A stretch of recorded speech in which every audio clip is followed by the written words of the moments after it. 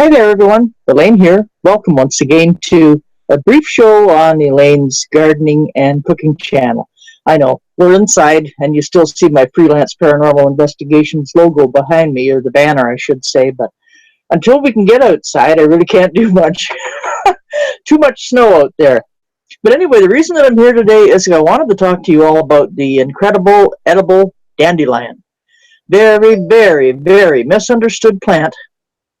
It's also a very beneficial plant, believe it or not.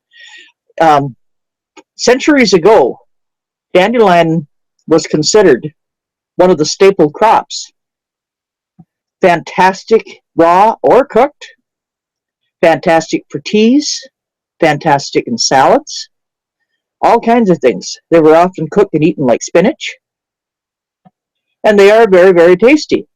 Now, mind you, your best bet is to get the young leaves, because the older leaves tend to get a little on the tough and the bitter side.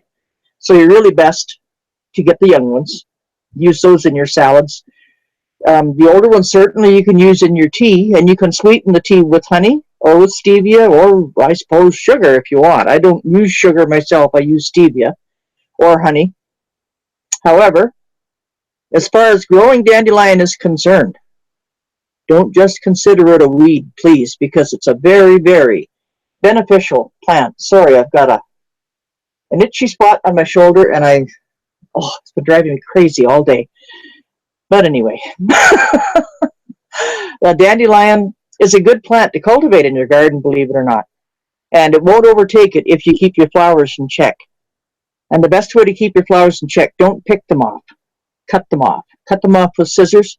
Keep the plants down, and that will keep your leaves tender. And then side dress. Side dress your plants every couple of weeks. You could use Epsom salts. You could use worm castings. There's all kinds of things you can use that will benefit them. And also, if you give them a side dressing of calcium with your eggshells, crushed eggshells, they're great. They also seem to have a very natural defense against an awful lot of your typical garden pests, so you don't really have to worry too much. You grow them like you would lettuces when you grow them in the garden. They're really, really tasty. They are very tasty in a salad, and they're good for you. They contain a multitude of vitamins, minerals, antioxidants, all kinds of things that normally you would never think a weed, as they call it nowadays, would ever contain. And there's another really great thing about the dandelion.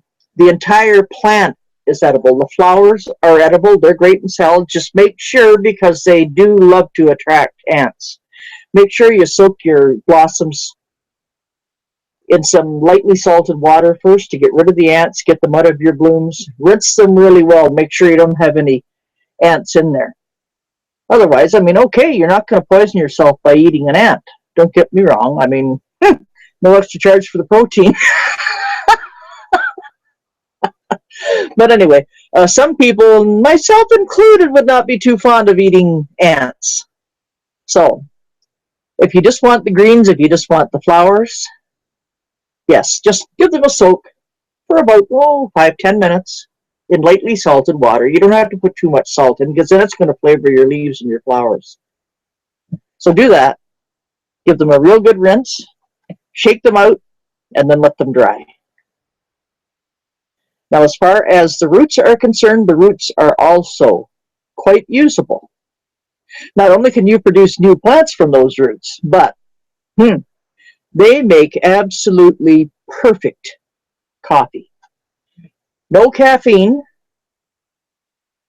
no chemicals, nothing like you buy in the stores, but you cannot tell the flavor between the dandelion coffee and the coffee that you buy in the stores. Premium coffee, I might add. In fact, one time, when my mom was alive, bless her heart, I fooled her. She kept saying, I'm not interested in eating or drinking weeds. I says, come on, Mom. One of these days I'm going to fool you. She says, not very likely. So anyway, one day, we were sitting outside, and it wasn't really that hot a day. It wasn't so hot you couldn't enjoy a cup of coffee. So I said to her, Mom, would you like a cup of coffee if I put a pot on? She said, sure. So I went in and I put on this pot of coffee. But little did she know the coffee grounds that I used were ground dandelion root. And I'll tell you how to do that very shortly. But anyway, I took the coffee out to her, and she says, well, where's the cream? Oh, I'm sorry, I forgot it. So I ran inside and I got the cream. She didn't take sugar, she just took cream. So anyway, I brought the cream out. She poured it in, took a sip of it. She said, hey, that's good coffee. Where did you get this? And so I told her, it's Dandelion. She says, yeah, sure it is. I says, it's right. Honest and for truly. So anyway, she got quite a chuckle out of that. And she says to me, you bugger, you fooled me. I says, yeah, I did, but I told you that I would one of these days. So anyway, yeah, dandelion coffee is excellent. And how you make it is very, very easy. If you have one of those little jobbies that, when you buy your coffee beans, and you can grind them up in this little guy, just a little electric thing. You pour so many in the top, put the lid on, and away it goes. And then you've got nice ground up coffee to put into your percolator or your drip coffee machine. Don't think too many people use percolators that much anymore. But anyway, some people still do. But if you grind them up that way, you bake them in the oven first. You bake them at about, 250, 300 degrees. For several hours. You don't want to have them too high because you don't want them burnt. But you do want them dry and you do want them crisp. And once you get them dry and crisp, then you can break them up and put them into your little coffee grinder and grind them up, just like you would regular coffee beans. And I can personally absolutely guarantee you cannot tell the difference between that, brewed as coffee, and some of the best coffees that you'll buy in the store. And these cups of coffee won't cost you a blessed cent. They're beautiful. And like I say, there are no chemicals in them. There's no caffeine. Just the beautiful taste of natural coffee. And you are still getting all those vitamins and minerals and other nutrients from the root that you would get if you ate the plant. So please, folks, I sure hope that you don't give up on poor old dandelions. So many people try to destroy them. They poison them. They pull them out. They throw them everywhere, and they burn them. These are a God-given plant that are a real benefit. They also attract your honeybees. They attract ladybugs. They attract butterflies. They love them.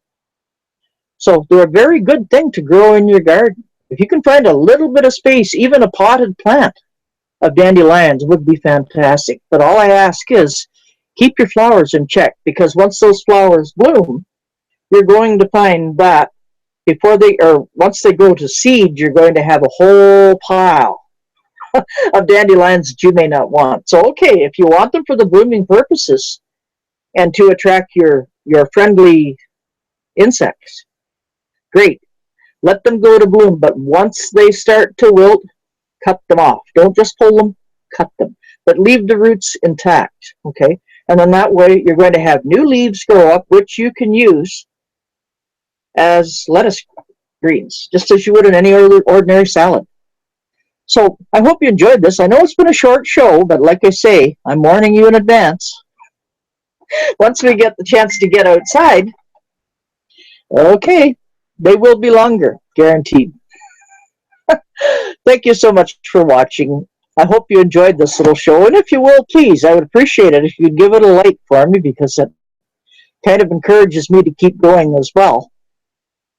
If you would, give it a like, pass the info along to your friends. Don't just get rid of your dandelions. Nurture them. In the meantime, thank you so much for watching. Happy gardening.